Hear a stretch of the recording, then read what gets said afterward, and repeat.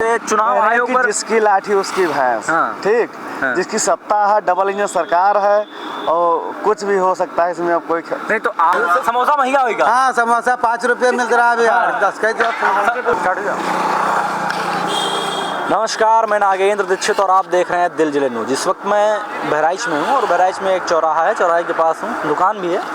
तो आइए लोगों से जानते हैं कि असल में 2027 का माहौल जो अभी से बन रहा है चुनाव का, भाई 2027 में ही चुनाव है और उस चुनाव में क्या तय होता है, क्या सत्ता वही रहेगी जो वर्तमान में है या फिर सत्ता बदलेगी। आइए लोगों से पूछते हैं। ये हमारे साथ भाई साहब जुड़ के हैं। क्या नाम पड़ेगा भाई साहब?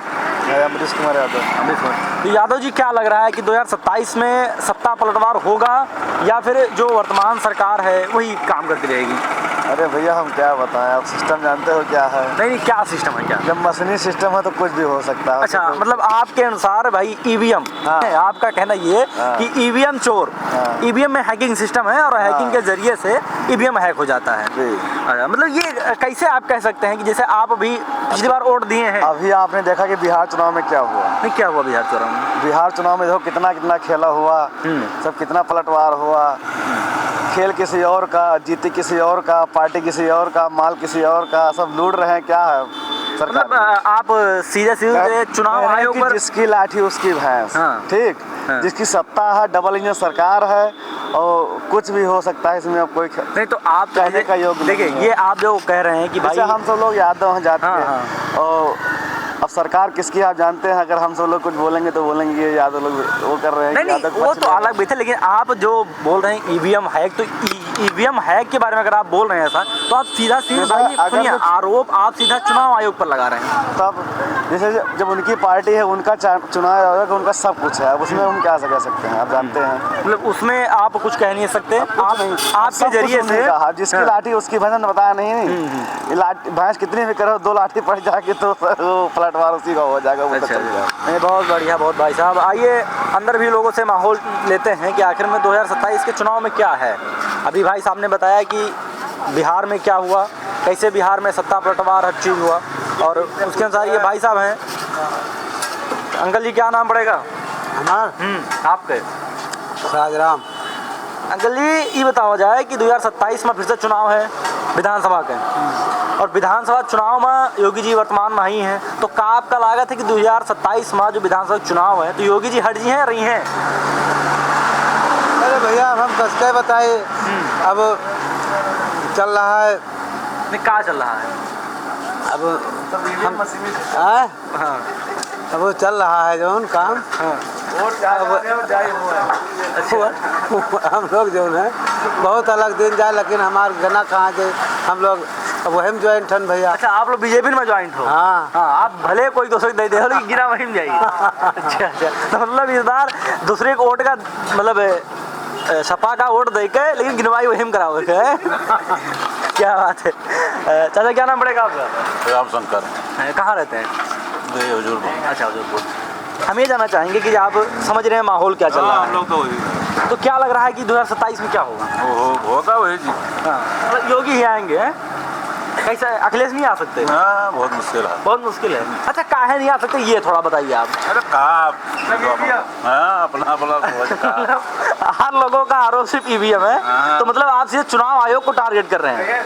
वोट जाइए भाई साहब, क्या नाम पड़ेगा? उधर से बात करो। अच्छा, आप उस योग्य नहीं है क्या बात? भाई साहब, क्या नाम पड़ेगा भैया? क्या नाम पड़ेगा? समोसा खा ले मेरा। समोसा खा दो ना, तब ध्यान दो, समोसा खाओ, कोई बात नहीं।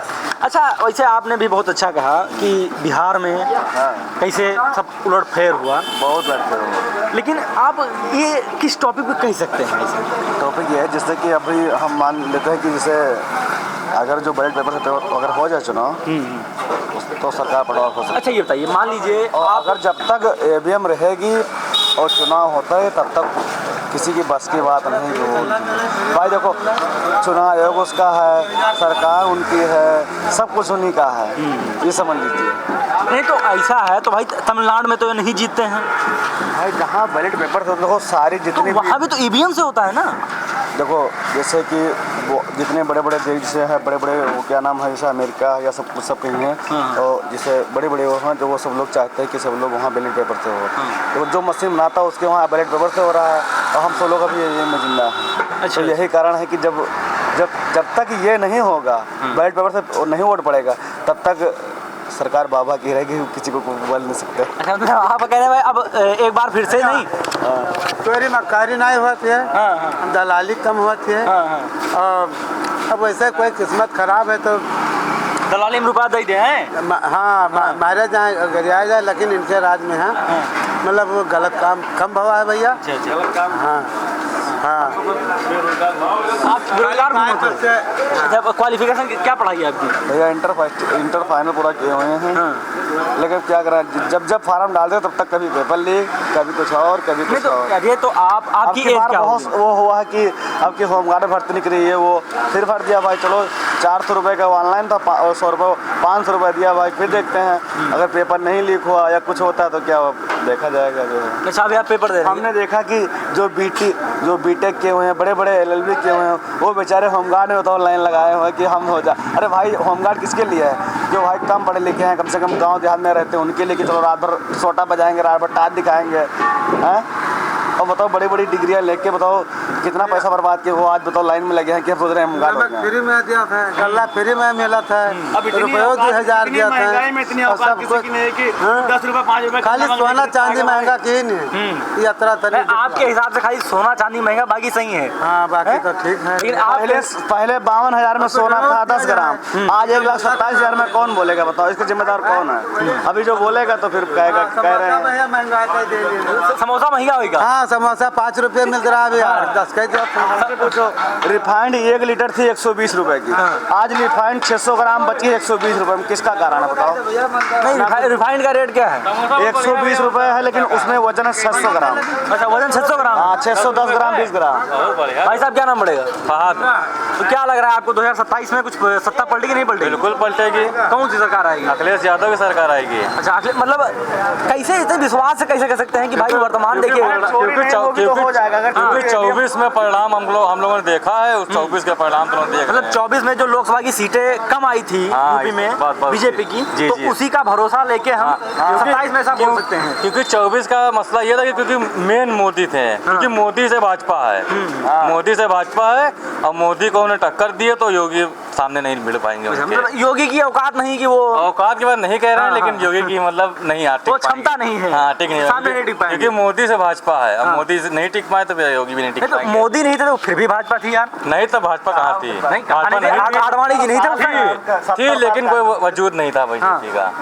वजूद में बीजेपी मोदी की वजह से आई है। क्या बता आपको, फिर डबल इंजन की सरकार, जिसकी लाठी उसकी भैंस, कोई कुछ भी कर लेगा, अगर जब तक EVM रहेगी कोई कुछ नहीं कर सकता है। भाई साहब क्या नाम पड़ेगा? अब हम बताएंगे। अच्छा, आप ना दादा कहाँ लगा? वो लग रहा है कहाँ लगा 2027 में कहाँ हुई? जो बताइए अगला वो तो वही सबका सेम है।